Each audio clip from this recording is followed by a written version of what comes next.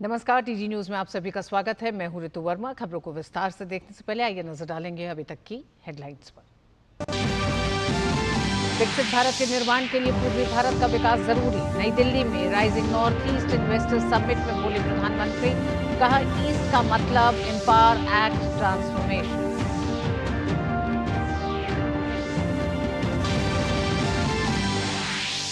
पाकिस्तान की गोली का बीएसएफ ने गोली से दिया जवाब। बीएसएफ अलंकरण समारोह में गृह मंत्री अमित शाह ने किया जवानों के शौर्य को नमन। कहा ऑपरेशन सिंदूर से फिर सामने आई पाकिस्तान की असलियत।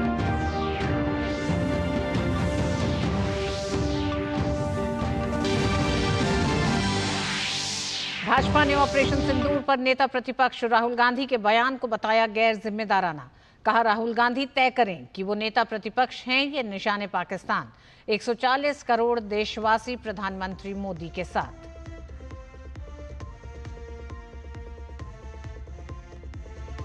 वैश्विक मंच पर बेनकाब हो रहा है पाकिस्तान का आतंक परस्त चेहरा।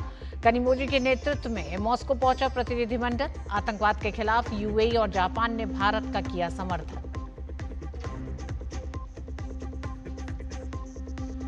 और यूपी सीएम योगी आदित्यनाथ ने की भविष्यवाणी, पाकिस्तान को एक दिन निगल जाएगा आतंकवाद। अयोध्या में हनुमंत कथा मंडप का किया लोकार्पण। कहा आज भगवान श्री राम की नगरी अयोध्या को वापस मिला उसका गौरव। प्रधानमंत्री नरेंद्र मोदी ने नई दिल्ली में rising north east investors summit का शुभारंभ किया। पूर्वोत्तर क्षेत्र को अवसरों की भूमि के रूप में उजागर करना, वैश्विक और घरेलू निवेश को आकर्षित करना और प्रमुख हितधारकों, निवेशकों और नीति निर्माताओं को एक मंच पर लाना इस शिखर सम्मेलन का लक्ष्य है।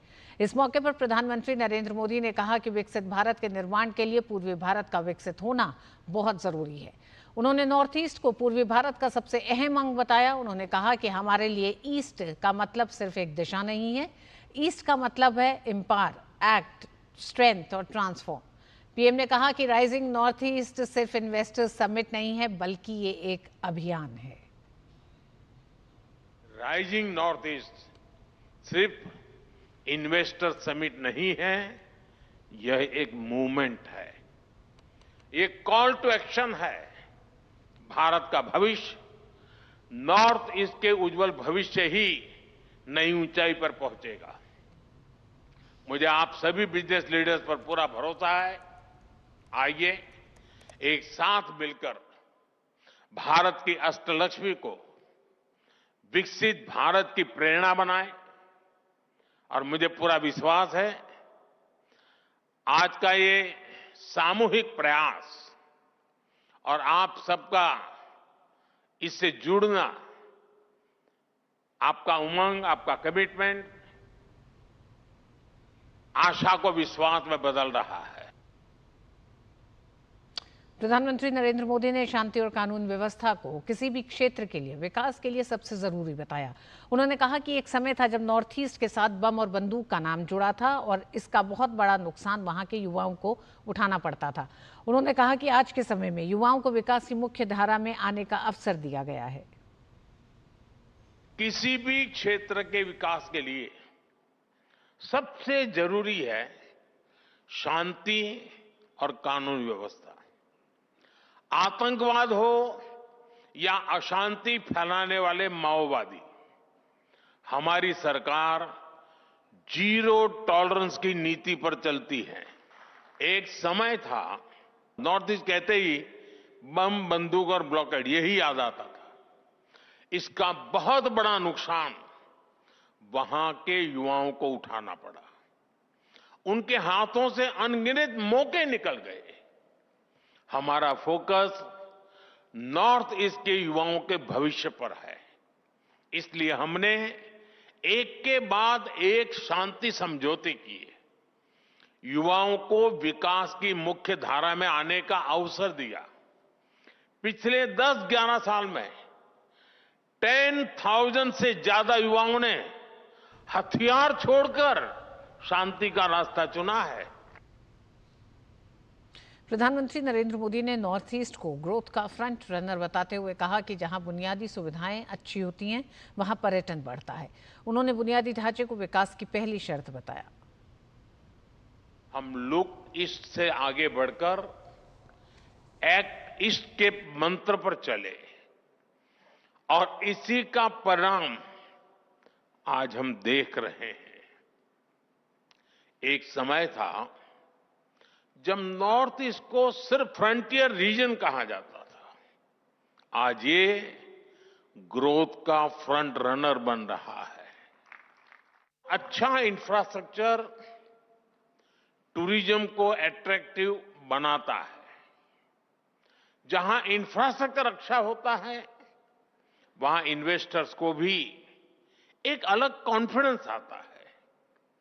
बेहतर रोड्स, अच्छा पावर इंफ्रास्ट्रक्चर और लॉजिस्टिक नेटवर्क किसी भी इंडस्ट्री की बैकबोन है।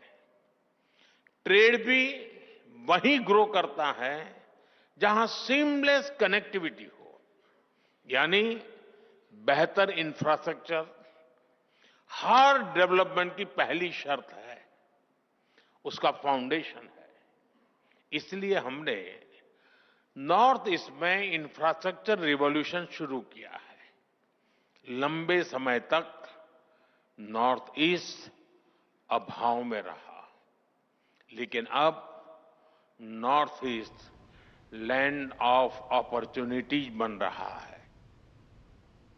Rising north east investors summit में रिलायंस इंडस्ट्रीज लिमिटेड के चेयरमैन और प्रबंध निदेशक मुकेश अंबानी ने कहा कि अगले 5 वर्षों में रिलायंस ग्रुप नॉर्थ ईस्ट में अपना निवेश दोगुना करके 75,000 करोड़ रुपए ले जाएगा। उन्होंने कहा कि रिलायंस रिटेल के जरिए किसानों को समृद्ध बनाया जाएगा। वहीं उनकी कंपनी नॉर्थ ईस्ट में रिन्यूएबल एनर्जी में प्लांट लगाएगी, हेल्थ केयर हब बनाएगी और ओलंपिक ट्रेनिंग सेंटर भी बनाया जाएगा। मुकेश अंबानी ने ऑपरेशन सिंदूर की शानदार सफलता के लिए प्रधानमंत्री नरेंद्र मोदी को बधाई भी दी।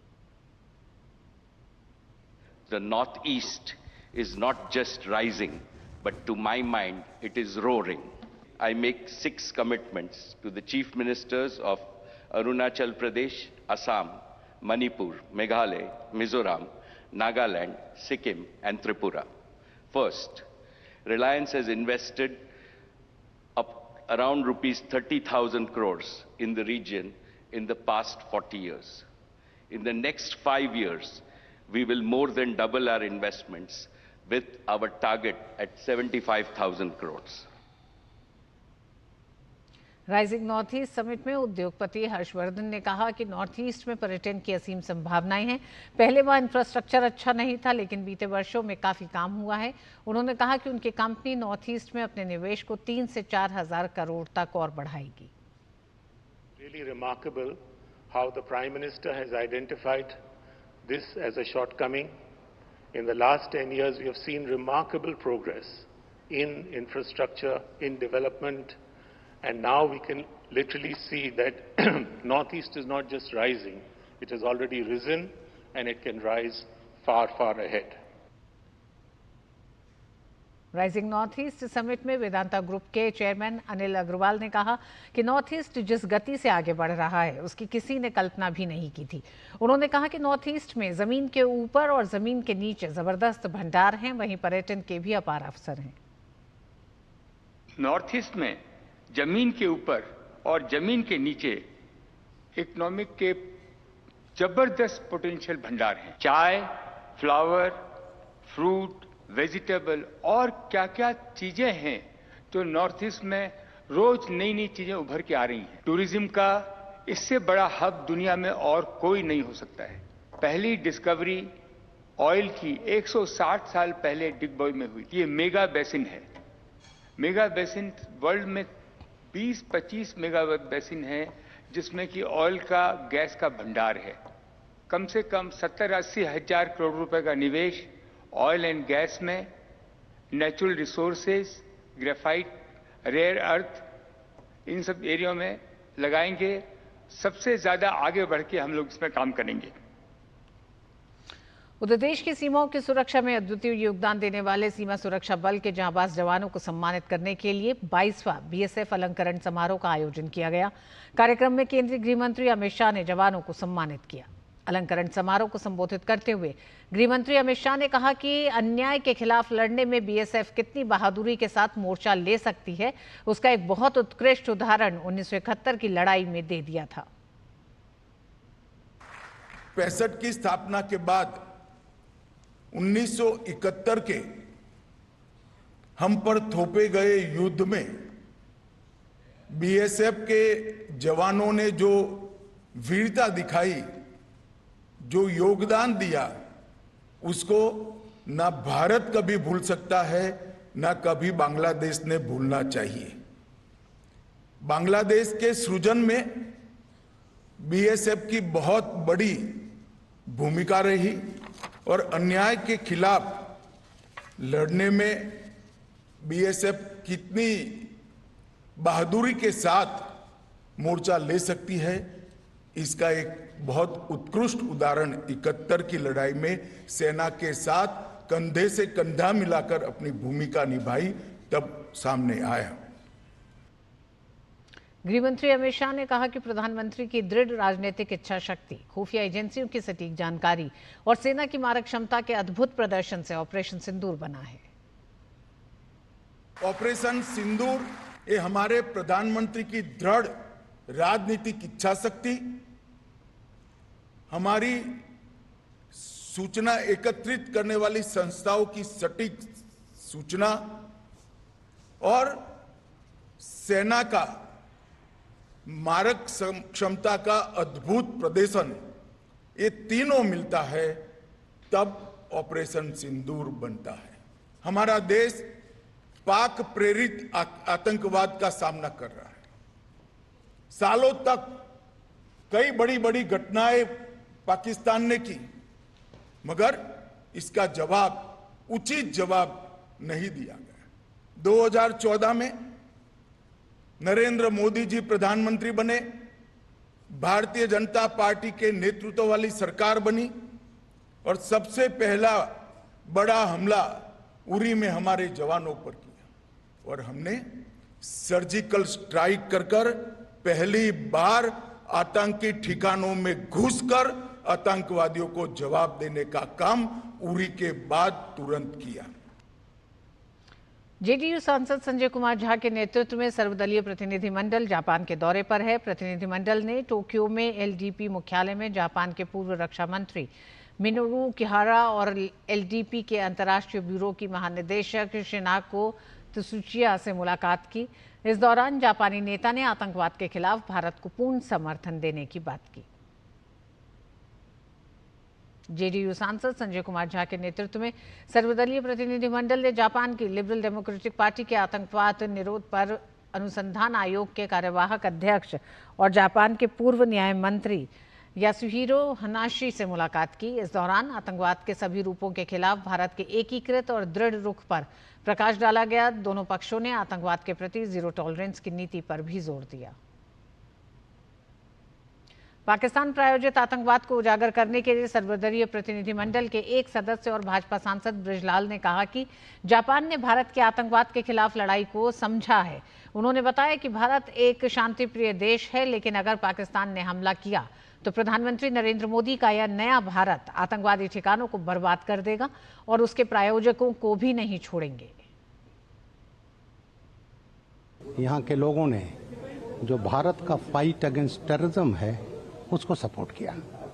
हम करीब 4 दशक से हम सफरर रहे हैं और आपको याद होगा 2016 तक हमने रिएक्ट नहीं किया। 22 अप्रैल को घटना हुई, पूछ करके, रिलीजन पूछ करके और महिलाओं को मारा। एक लेडी ने कहा मुझे भी मार दो, मेरे हस्बैंड को मार दिया। कहा नहीं, जाओ प्रधानमंत्री को संदेश देना। उसके बाद हम लोगों ने प्रिसाइज अटैक किया। आज पूरी दुनिया समझ रही, आज भी यहाँ एम्बेसडर थे, सबने हमारी स्टैंड को अप्रिशिएट किया है कि हम जो है एक पीसफुल कंट्री हैं, लेकिन अगर उन्होंने अटैक किया तो ये नया भारत है, मोदी का भारत है और हम अगर इन्होंने स्ट्राइक किया तो हम वो टेररिस्ट बेसेस को बर्बाद कर देंगे और जो स्पॉन्सर्स हैं उनको भी नहीं छोड़ेंगे। पाकिस्तान प्रायोजित आतंक का पर्दाफाश करने के उद्देश्य से यूएई दौरे पर गए शिवसेना नेता श्रीकांत शिंदे ने कहा कि सकारात्मकता नकारात्मकता से कहीं तेजी से फैलती है। सच्चाई कितनी भी दबाने की कोशिश तो सच्चाई छुपती नहीं है। मुझे लगता है कि तो सच्चाई तो पता चली जाएगी। हमारी जो कोशिश है वो पूरे 100% हम हर एक देश जाकर पूरा हम लोग का 100% हम देंगे। आतंकवाद के मुद्दे पर पाकिस्तान को अंतर्राष्ट्रीय मंचों पर बेनकाब करने के लिए भारतीय प्रतिनिधिमंडल अलग अलग देशों के दौरे पर है। डीएमके सांसद कनिमोझी के नेतृत्व में सर्वदलीय प्रतिनिधिमंडल रूस की राजधानी मॉस्को पहुंचा है। रूस में भारत के राजदूत विनय कुमार ने प्रतिनिधिमंडल का स्वागत किया। इस प्रतिनिधिमंडल में राजीव राय, कैप्टन ब्रजेश चौटा, श्री प्रेमचंद गुप्ता, डॉक्टर अशोक कुमार मित्तल और राजदूत मनजीव सिंह पुरी शामिल हैं। ये प्रतिनिधिमंडल स्लोवेनिया, ग्रीस, लातविया और स्पेन का भी दौरा करेगा। सांसद कनिमोझी ने कहा कि रूस भारत का रणनीतिक साझेदार रहा है और हमने हमेशा कूटनीतिक मुद्दों, व्यापार और निवेश पर मिलकर काम किया है। ऐसे समय में रूस से संपर्क करना बहुत महत्वपूर्ण हो जाता है जब हम बार-बार आतंकवादी हमलों का सामना कर रहे हैं।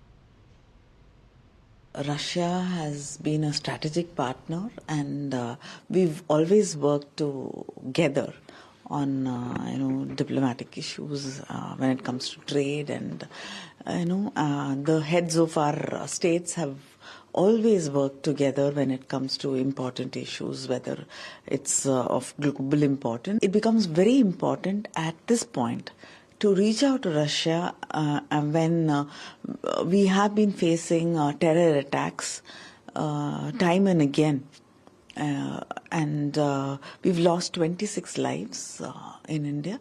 So the government of India and the Prime Minister have decided that MPs from across the country, from different parties, have been sent to represent the Indian stand on against terrorism. Lok Sabha में विपक्ष के नेता राहुल गांधी के tweet पर भाजपा नेता गौरव भाटिया ने कहा कि जब ऑपरेशन सिंदूर चल रहा है तब राहुल गांधी लापरवाही भरे बयान दे रहे हैं। भाजपा ने राहुल गांधी पर सेना का मनोबल कमजोर करने का आरोप लगाते हुए कहा कि विपक्ष के नेता और निशाने पाकिस्तान राहुल गांधी क्या कर रहे हैं। जब ऑपरेशन सिंदूर चल रहा है तो किस तरह के लापरवाह बयान राहुल गांधी जी द्वारा दिए जा रहे हैं, यह बताइए कृपया करके।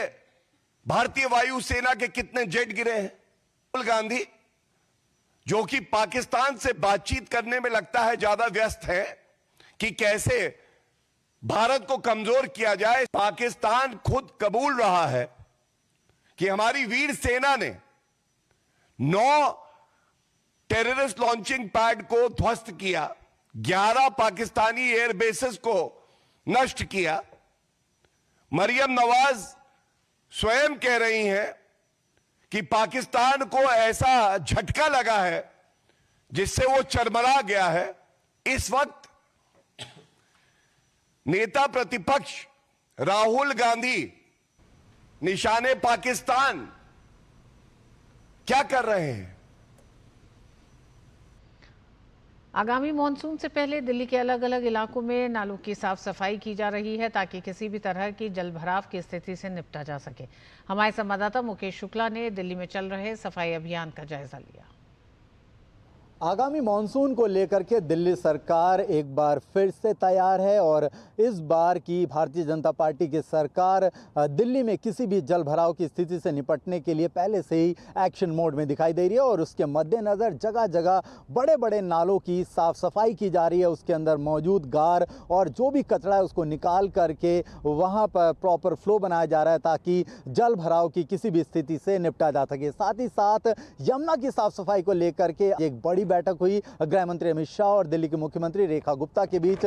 जब दिल्ली में सरकार आई भारतीय जनता पार्टी की, तो उनका पहला मकसद था कि यमुना को उसके पुराने अस्तित्व में लेकर के आना। और ये आप देखिए दूर दूर तक अभी भी काम जगह जगह इसी तरह से यमुना की साफ सफाई का चल रहा है और इसको एक मिशन मोड में किया जा रहा है कि 2025 तक इसको पूरा कंप्लीट किया जाए। तमाम वाटर ट्रीटमेंट प्लांट जो हैं, जो यहाँ से चलाए जा रहे हैं, उनको दुरुस्त किया जाए और साथ ही साथ रियल टाइम यहाँ के पानी की मॉनिटरिंग की जाए, तमाम उन नालों की जाँच की जाए, जिसके लिए DPCC को आदेश भी दिया गया है कि वो उन नालों की पहचान करे जिनके गंदे पानी से ये यमुना प्रदूषित होती है। यानी साफ साफ संदेश और साफ साफ यहाँ पर जो सरकार की मंशा वो दिखाई देती है कि किस तरह से वो काम कर रही है, क्योंकि पिछली सरकारों ने जिस तरह से दिल्ली को अस्त व्यस्त रखा और जिस तरह से यमुना का जो प्रदूषण था वो सभी के सामने आया। यमुना में वो झाग भी देखे गए, यमुना की जो प्रदूषण की स्थिति थी वो भी देखी गई। साथ ही साथ अब उसको साफ करने के लिए मिशन मोड में केंद्र और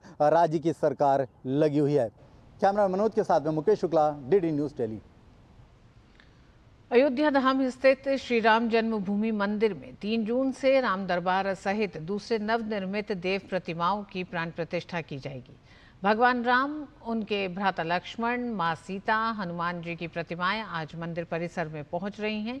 इन प्रतिमाओं का निर्माण जयपुर में हुआ है। नवनिर्मित देव प्रतिमाओं की प्राण प्रतिष्ठा का कार्यक्रम 3 जून से 5 जून तक चलेगा।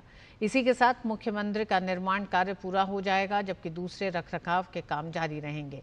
श्री राम जन्मभूमि मंदिर निर्माण समिति के अध्यक्ष नृपेंद्र मिश्र ने उम्मीद जताई है कि परिसर में हो रहे दूसरे निर्माण कार्य सितंबर-अक्टूबर में पूरे हो जाएंगे।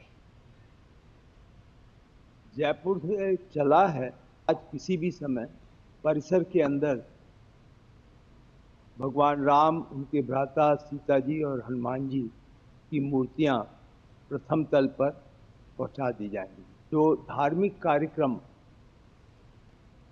हैं वे सभी 3 तारीख से शुरू होंगे, 5 तारीख को समापन होगा। उसी के साथ मंदिर का जो प्रमुख जितने भी कार्य निर्माण के मुख्य मंदिर के, मैं मुख्य मंदिर की बात कर रहा हूँ, उसके जितने भी निर्माण कार्य हैं उसके साथ पूर्ण हो जाएंगे। और अब खबरें तिरंगा यात्रा से जुड़ी हुई।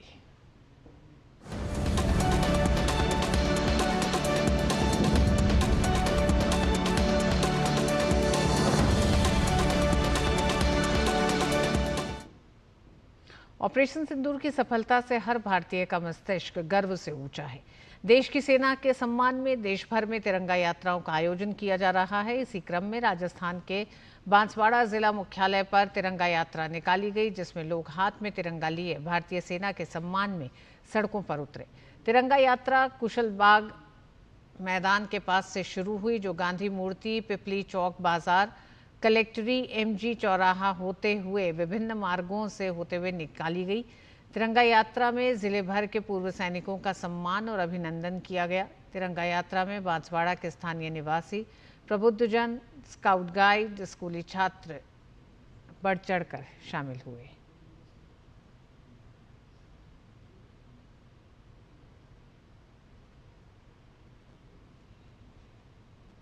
तिरंगा यात्रा का आगाज हो रहा है और हमारे वीर सैनिकों ने जो बहादुरी बताई है पाकिस्तान में जाकर, वहाँ पर जो स्थिति बनी हुई थी, हमारे जो भारत में आके आतंकवादी बार बार परेशान कर रहे थे और हमारे प्रधानमंत्री द्वारा पाकिस्तान को ऐसा सबक सिखाया गया है कि अब नेक्स्ट बार पाकिस्तान भारत को कभी देखेगा नहीं। ऑपरेशन सिंदूर की सफलता को लेकर के हमारी तीनों सेना, जल सेना, वायु सेना और थल सेना, इन तीनों की सफलता और हमारे सैनिकों ने जिस तरह से पाकिस्तान को पहलगाम हमले का जो जवाब दिया है और उनको निस्ते नाबूद किया है, उसी के विजय के उपलक्ष्य में और हमारे सेना के जवानों के लिए और देश के प्रधानमंत्री जी के हम सबके सम्मान में ये तिरंगा यात्रा आयोजित की गई।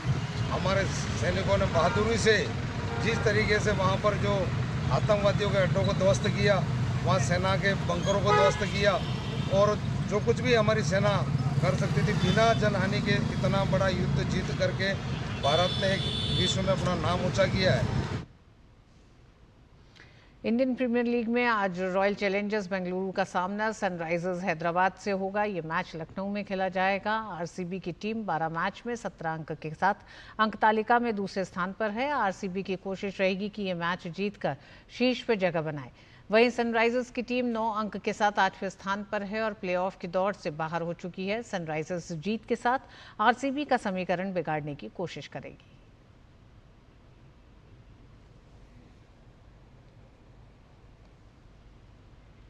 और आइए सीधे रुख करेंगे बीजेपी मुख्यालय। ग्लोबल टैरिफ वॉर हो या जियोपॉलिटिक्स कॉन्फ्लिक्ट्स हो, उन सब के बावजूद आज उनसे बिना प्रभावित हुए भारत की अर्थव्यवस्था तेजी से आगे बढ़ रही है। और पिछले 10-11 वर्ष में हमारे जो आर्थिक पैरामीटर्स हैं, जितने भी आर्थिक पैरामीटर्स हैं, वह सब सुदृढ़ हैं। और अगर किसी कंट्री को, किसी देश को ग्लोबल लेवल पे लीडरशिप के स्थिति में पहुंचना है तो उसके लिए 3 महत्वपूर्ण आयाम है जो उसको महत्वपूर्ण तरीके से आगे ले जा सकते हैं। वह है robust economy, strong defence and military capabilities and intense global engagement. अगर ये 3 चीजें किसी देश के प्रति पॉजिटिव है तभी वो आज के समय में, आने वाले समय में ग्लोबल लीडरशिप अटेन कर सकता है। इन तीनों विषय में मैं कुछ मुद्दे आप सबके सामने संक्षिप्त में रखूंगा, जो कि अंडरलाइन करते हुए हम बताना चाहते हैं कि उन तीनों क्षेत्र में, आर्थिक महाशक्ति के रूप में, स्ट्रॉन्ग मिलिट्री डिफेंस के रूप में और जियोपॉलिटिकल एंगेजमेंट, अगर आप देखेंगे भारत का पिछले 10-11 वर्ष में तो महत्वपूर्ण तरीके से आगे बढ़ा है। इकोनॉमी को अगर हम देख लें तो सारे मैक्रो इकोनॉमिक पैरामीटर्स, इन्फ्लेशन जो है, महंगाई दर सबसे कम है। आज महंगाई दर देश की ग्लोबल लेवल पे कई देशों को बहुत चैलेंजेस आ रहे हैं, लेकिन भारत की महंगाई दर 4.4 दशमलव के करीब है, जो कि टारगेटेड आरबीआई के उससे अंतर्गत है। वित्तीय घाटा, आज मैं सवेरे ही देख रहा था कि यूएस अपने आप में, वहां पे एक एडवाइजरी निकली है कि यूएस का वित्तीय घाटा इतना इस लेवल पे पहुंच गया है कि उसके लिए चिंता का विषय बना हुआ है। लेकिन भारत का फिस्कल कंसोलिडेशन पाथ, वह जो टारगेटेड रखा हुआ था भारत ने, उसके अंतर्गत उसी लेवल पे है और सरकार आने वाले समय में उस वित्तीय घाटे को कंट्रोल करते हुए आगे बढ़ेगी, इसके लिए कमिटेड है। फॉरेन एक्सचेंज रिजर्व्स आज हमारा $700 बिलियन के करीब पहुंच गया है। यह अपने आप में बहुत बड़ी स्ट्रेंथ है किसी की अर्थव्यवस्था के लिए। जो प्रत्यक्ष निवेश आता है किसी भी कंट्री के लिए, भारत में आज विश्व में सबसे ज्यादा निवेश है तो वह भारत अट्रैक्ट कर रहा है। इंफ्रास्ट्रक्चर ग्रोथ देश का बहुत मजबूत है।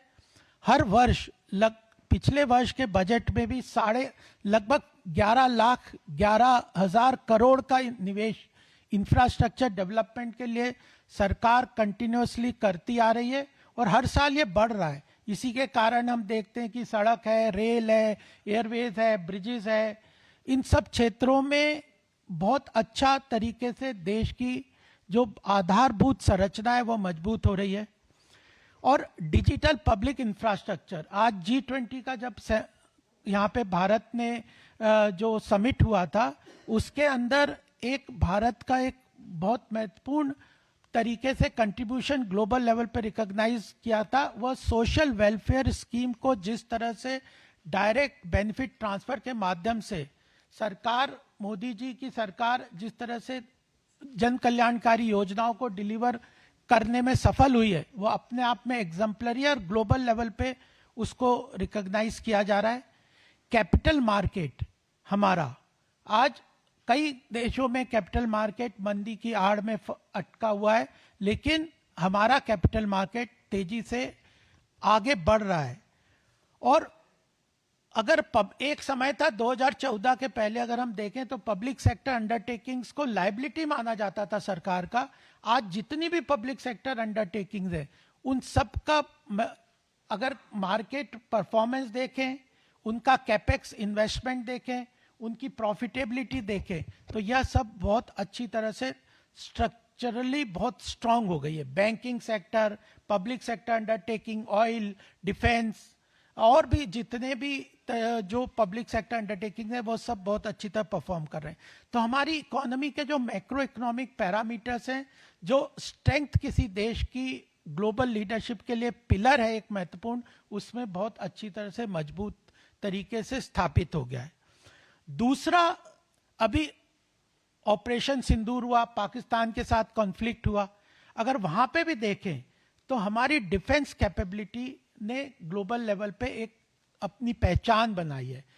हिंदुस्तान एरोनॉटिक्स को ले लीजिए, मैजगॉन डॉक को ले लीजिए, इनके 4-4 साल के जो ऑर्डर्स कंप्लीटली इनके पास बुक्ड है।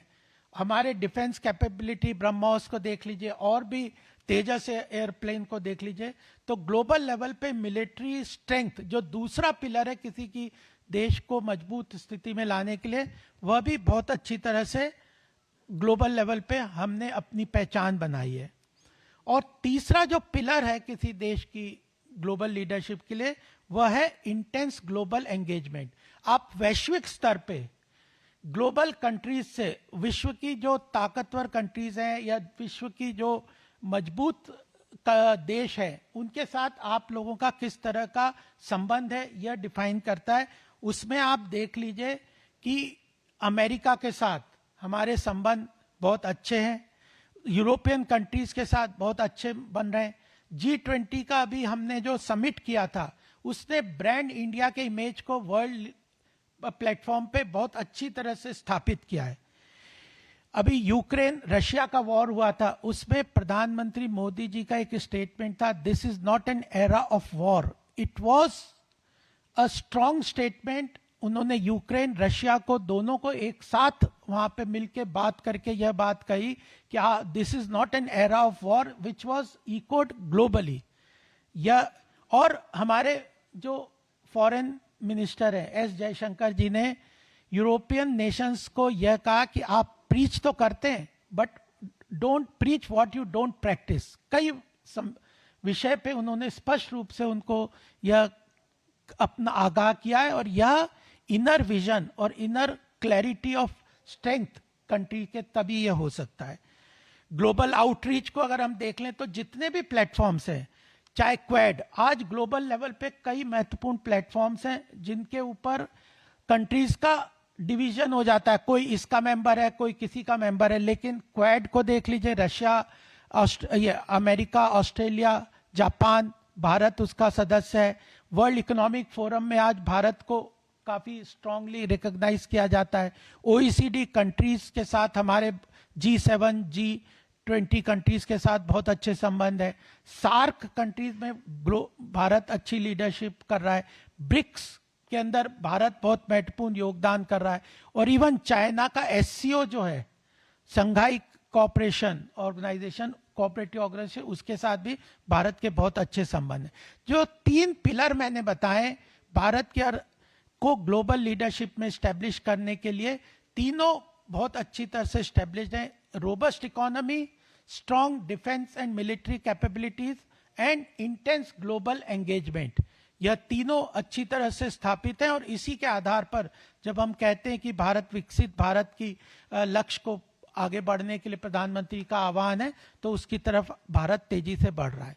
कुछ चैलेंजेस भी हमारे सामने आते हैं, उन चैलेंजेस को हम कैसे मीट आउट करते हैं यह महत्वपूर्ण है। आज ग्लोबल टैरिफ वॉर्स देश ग्लोबल लेवल पे चल रहे हैं। लोग कह रहे हैं कि जो अमेरिका का जो प्रेसिडेंट ट्रंप का जो उन्होंने रेसिप्रोकल टैरिफ लगा के अर्थव्यवस्था को डिसरप्शन क्रिएट किए ग्लोबली ट्रेड्स को, उसके अंदर कई कंट्रीज आज इस बात को एक्सेप्ट कर रहे हैं, वर्ल्ड फोरम्स पे भी एक्सेप्ट कर रहे हैं कि इसके कारण भी भारत को अनेक अपॉर्चुनिटीज मिल रही हैं। अगर हम चाइना +1 पॉलिसी देखें, चाइना ग्लोबल मैन्युफैक्चरिंग हब है, बना हुआ था, लेकिन इस टैरिफ वॉर और कोविड के बाद कई कंट्रीज ने इस बात को माना है कि अगर हम सारा मैन्युफैक्चरिंग सप्लाई चेन अगर किसी एक कंट्री के साथ कॉन्सेंट्रेट कर देते हैं तो वो बहुत बड़ा रिस्क हो जाता है हमारे बिजनेस के लिए। तो हमें ऑल्टरनेटिवली कहीं और अपनी मैन्युफैक्चरिंग सेटअप करनी चाहिए, जिसके लिए भारत का जो इकोसिस्टम है, भारत की सरकार का जो आउटरीच है, भारत की सरकार का जो ease of doing business, infrastructure investment के अंतर्गत काम है, वह इस बात टैरिफ वॉर में भी, क्योंकि कई कंट्री जैसे बांग्लादेश, वियतनाम, इंडोनेशिया, चाइना, इनके साथ अगर ग्लोबल टैरिफ अमेरिका का देखें तो उन लोगों के साथ ग्लोबल टैरिफ जो अमेरिका ने, ट्रंप ने लगाया है रेसिप्रोकल टैरिफ, उसके कंपैरिजन में भारत के को महत्वपूर्ण तरीके से वो टैरिफ का कॉम्पिटिटिव तरीके से हमें बेटर अपॉर्चुनिटी मिलेगी। तो चाइना +1 की अपॉर्चुनिटी है टैरिफ में, हमारे कॉम्पिटिटिव कंट्रीज के कंपैरिजन में हमारे जो टैरिफ्स हैं वो कम है, वो भी हमारे लिए अपॉर्चुनिटी प्रेजेंट करते हैं। और इस अपॉर्चुनिटी को एनहेंस करते हुए सरकार ने बायलैटरल ट्रेड ट्रीटीज को आगे बढ़ाया है। यूके के साथ, इंग्लैंड के साथ हम लोगों ने bilateral trade agreement already complete कर लिया है।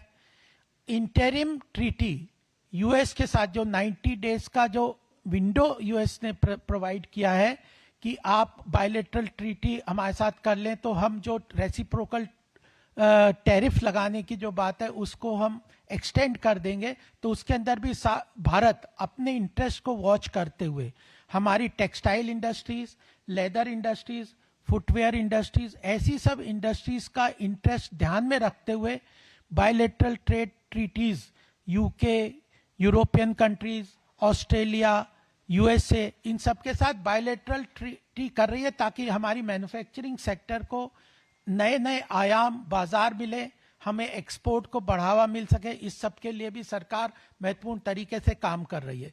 तो जो हमारी बेसिक आर्थिक पैरामीटर्स हैं वो तो मजबूती के बाद सरकार वहीं रुक नहीं रही है, कंटिन्यूअसली रिफॉर्म्स के लिए आगे जा रही है।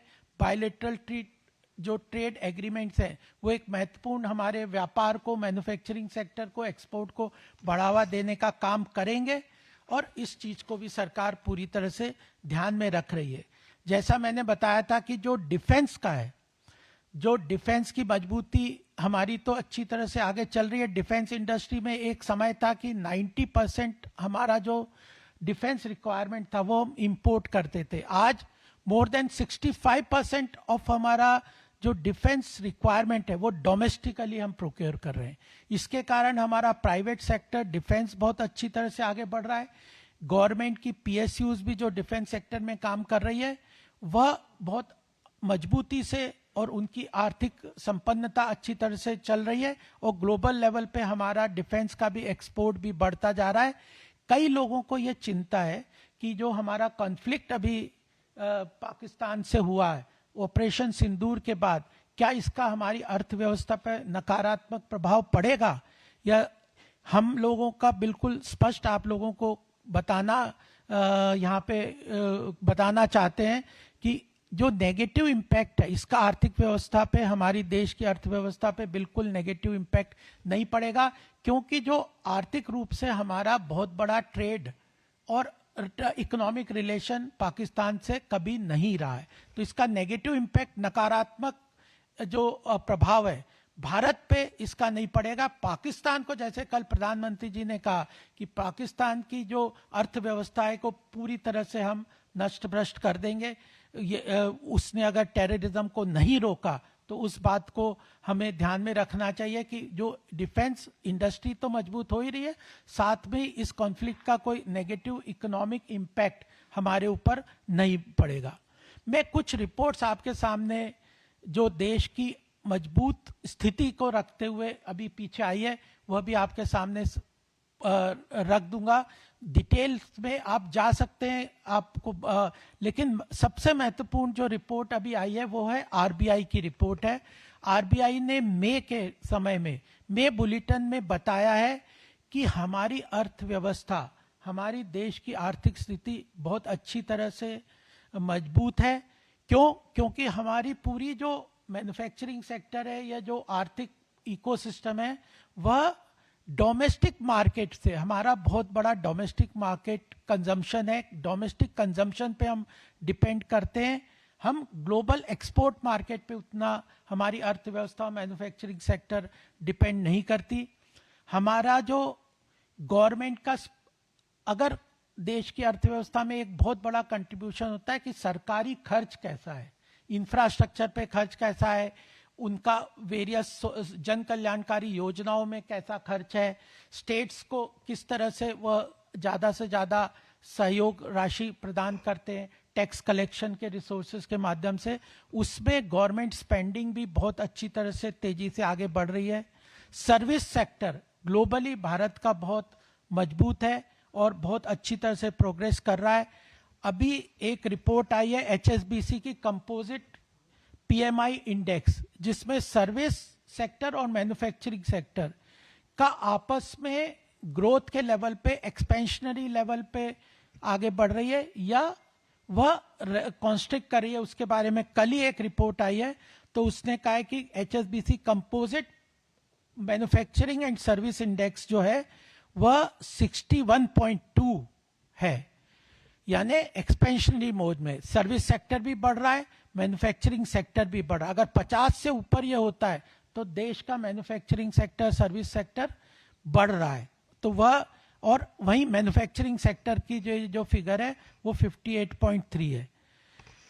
RBI के बाद मूडी की भी कल एक रिपोर्ट आई थी। मूडी ने भी इस बात को एक्सेप्ट किया ग्लोबल लेवल पे, जहां पे एक तरफ मूडी ग्लोबल लेवल पे मूडी ने अमेरिका की जो अर्थव्यवस्था को चैलेंज के अंतर्गत बताया, वहां पे भारत की अर्थव्यवस्था को उसने यह कहा है कि भारत की अर्थव्यवस्था मजबूत स्थिति में, ग्लोबल चैलेंजेस के बाद भी भारत की अर्थव्यवस्था तेजी से आगे बढ़ेगी और फास्टेस्ट ग्रोइंग इकोनॉमी के रूप में यह आगे चलती रहेगी। मॉर्गन स्टैनले ने हमारे कैपिटल मार्केट के लिए बोला है कि जो आज 81,000 का सेंसेक्स इंडेक्स है वो 2026 तक 1 लाख के लेवल पे पहुंच सकता है। तो RBI की रिपोर्ट देख लें, मूडी का पॉजिटिव सेंटिमेंट है, मॉर्गन स्टैनले है, HSBC का कंपोजिट इंडेक्स है, फिच भी एक बहुत महत्वपूर्ण ग्लोबल लेवल पे इकोनॉमी को ट्रैक करते हैं, उन्होंने भी कहा है कि इंडिया का ग्रोथ पोटेंशियल बहुत स्ट्रांग है। तो ये जो इकोनॉमी चलती है ये परसेप्शन पे चलती है। लोग अगर पॉजिटिव सेंटिमेंट के साथ अगर किसी देश की अर्थव्यवस्था को देख के रखते हैं, समझते हैं, तो डोमेस्टिक इन्वेस्टमेंट भी आता है, ग्लोबल लेवल पे भी मैन्युफैक्चरिंग सेक्टर्स, मैन्युफैक्चरिंग कंपनीज उस कंट्री में इन्वेस्ट करते हैं। उसी के कारण अभी एप्पल ने इतना बड़ा इन्वेस्टमेंट भारत में किया है। बेंगलोर के पास लगभग 300 एकड़ में नया प्लांट बना रहे हैं, जो कि यूएस नहीं चाहता था। उसके बाद भी एप्पल ने कहा है कि हम अपने इस इन्वेस्टमेंट को कंटिन्यू रखेंगे और हमारे जॉइंट वेंचर और सब्सिडी के माध्यम से भी इसको आगे बढ़ाएंगे। तो यह मुझे यही बात आपके सामने रखनी थी कि पिछले 11 साल में मोदी जी का जो ध्यान था, कोई भी देश बिना आर्थिक महाशक्ति बने, बिना आर्थिक रूप से अपने आप को सशक्त किए। बीजेपी के प्रवक्ता गोपाल कृष्ण अग्रवाल बता रहे थे कि किस तरह से भारत की अर्थव्यवस्था ने पिछले 11 साल में अर्थव्यवस्था मजबूत हुई है। साथ ही साथ कई मोर्चों पे आंकड़ों के साथ उन्होंने बताया कि भारत की अर्थव्यवस्था दुनिया की अन्य अर्थव्यवस्थाओं की तुलना में किस तरह से बेहतर कर रही है। इस बुलेटिन में बस इतना ही। मुझे दीजिए अनुमति। नमस्कार।